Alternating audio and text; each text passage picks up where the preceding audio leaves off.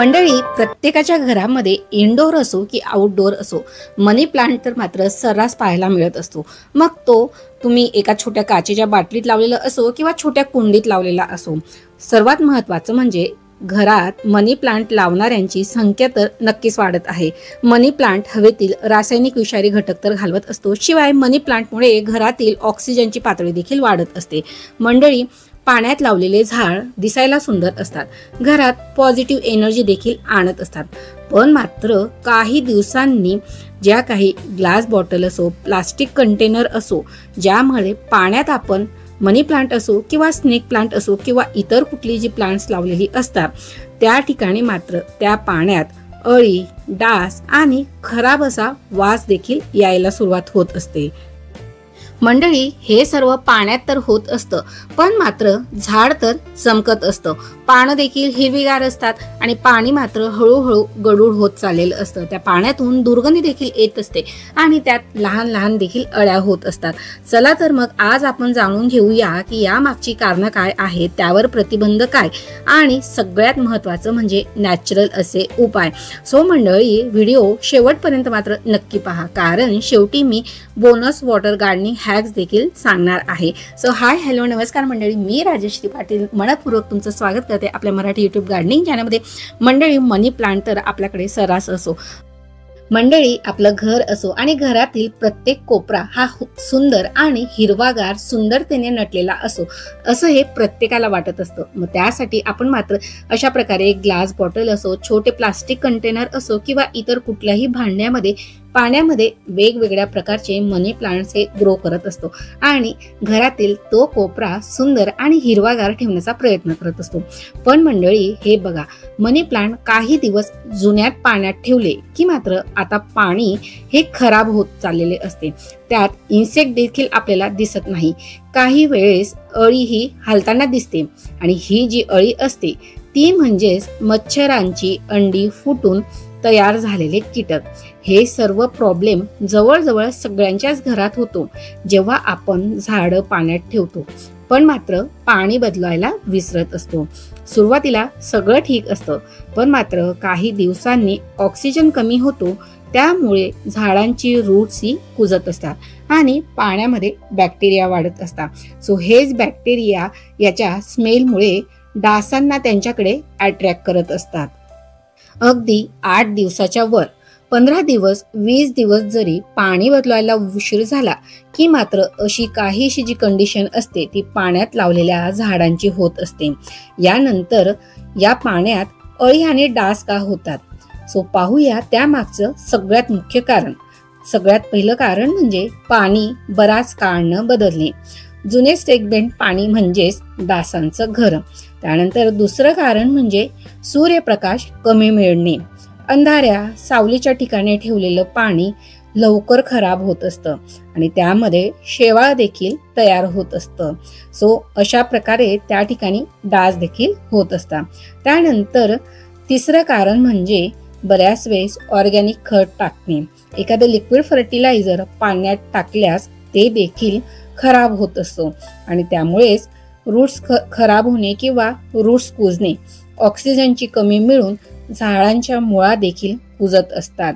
त्यानंतर एखादं बंद कंटेनर जर असलं, त्यासाठी हवेशीर जर जागा नसेल तर मात्र त्या ठिकाणी देखील बॅक्टेरिया वाढत असतात। सो बॅक्टेरिया वाढायला लागली की आपोआप झाड देखील त्याच्या पानांच्या ज्या कळ्या असतात त्या ब्राऊन असो पिवळ्या करायला लागत असतात, म्हणजे ते देखील आपल्याला एक प्रकारचं सिग्नल देत असतात की आता तरी माझं पाणी चेंज करा किंवा पाणी बदलण्याची वेळ झालेली आहे। आता हे सर्व झाल्यानंतर मात्र यातून नुकसान काय? काहींना वाटतं की डास आणि अळी पाण्यात झाले की काहीही होत नाही, पण खरं सांगायचं तर मात्र हे आपल्या आरोग्यासाठी आणि झाडांसाठी दोघांसाठीही वाईट आहे। डासांमुळे तर डेंग्यू, मलेरिया सारखे तर आजार होतच असतात आणि झाडांच्या मुळांना देखील त्यामुळे ऑक्सिजन मिळत नाही, पाण्यातून दुर्गंधी येते आणि झाडांची मात्र ग्रोथ ही त्याच ठिकाणी थांबत असते।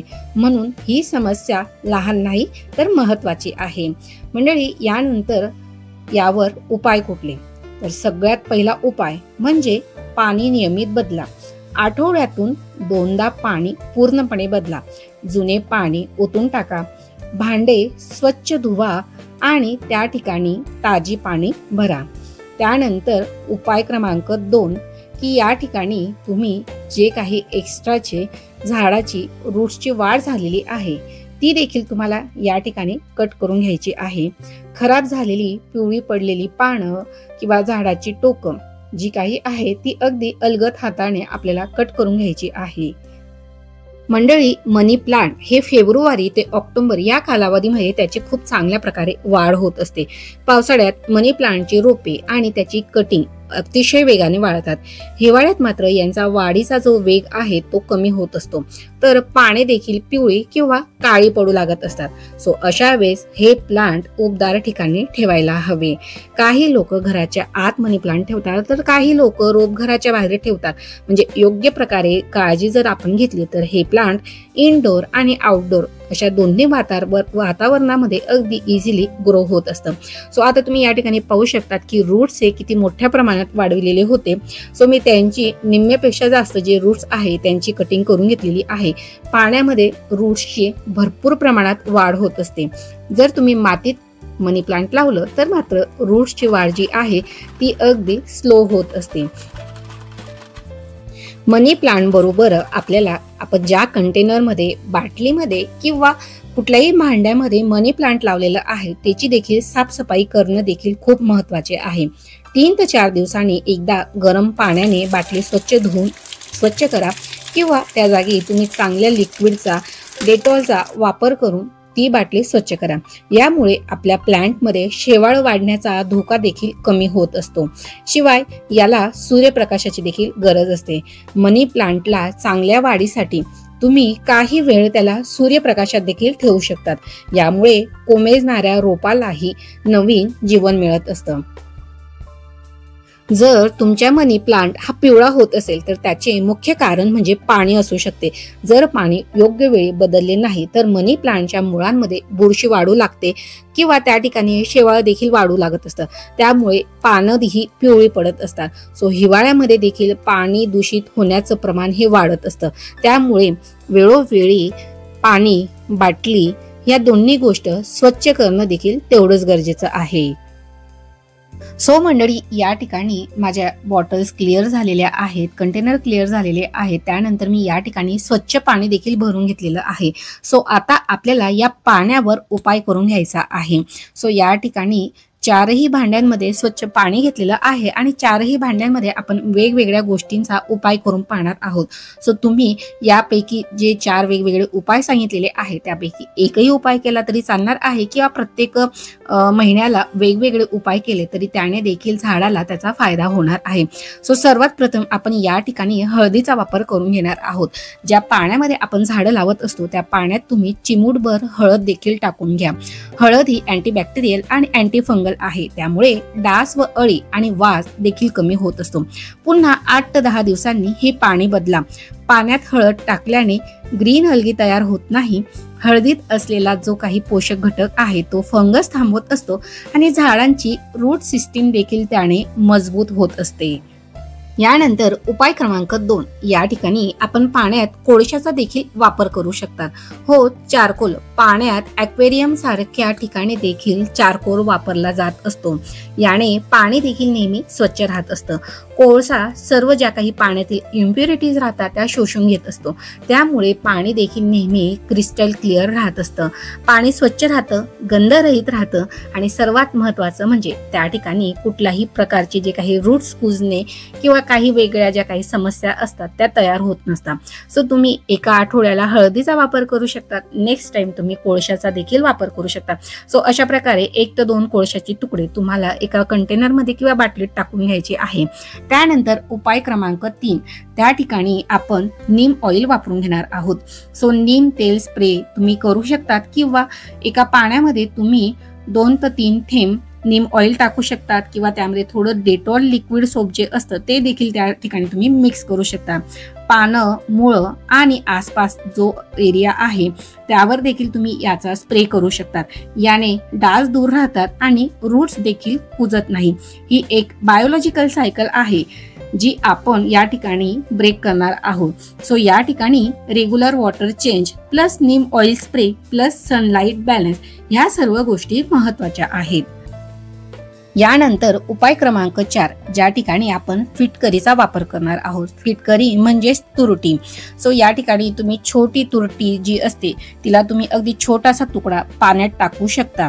याने बॅक्टेरियल ग्रोथ देखील थांबवली जात असते आणि पाणी देखील क्रिस्टल क्लिअर राहत असतं। सो अशा प्रकारे तुम्ही पावडर फॉर्म मध्ये देखील तिचा वापर करू शकतात, पण याचा वापर आपल्याला अगदी चिमूटभर करायचा आहे किंवा जर तुमच्याकडे फिटकरीचा तुकडा असेल तर तुम्ही त्याला 2 ते 3 वेळेस फक्त पाण्यावर फिरून घेतला तरी देखील मात्र तो फायदेशीर असणार आहे।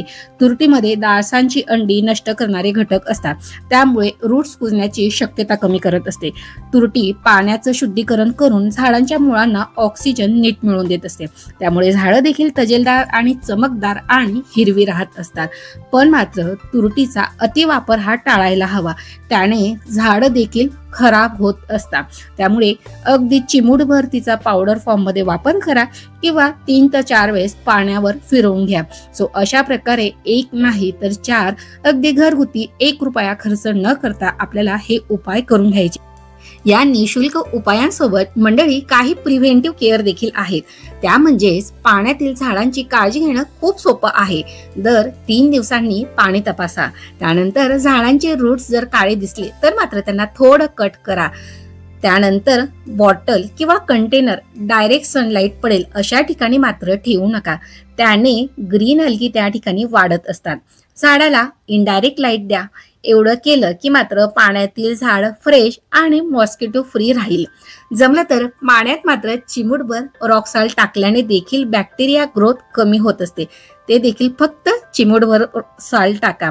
त्यानंतर मंडळी झाकण असलेलं जर काचेचं भांड तुम्ही वापरलं तर त्या ठिकाणी मात्र डास ही अंडी घालू शकणार नाही। सो मंडळी गार्डनिंग म्हणजे फक्त झाडं वाढवणं नाही, तर अगदी साध्या सोप्या उपाय करून आपलं घर आणि झाडं स्वच्छ राहतील आणि सर्वात महत्त्वाचं म्हणजे डासांचीही अडचण याने होणार नाही। आपल्याला माहित आहे घरातल्या या छोट्या छोट्या झाडांमुळे केवळ सजावट होत नाही तर पॉझिटिव्ह एनर्जी, ऑक्सिजन आणि फ्रेशनेस देखील आपल्याला मिळत असतो।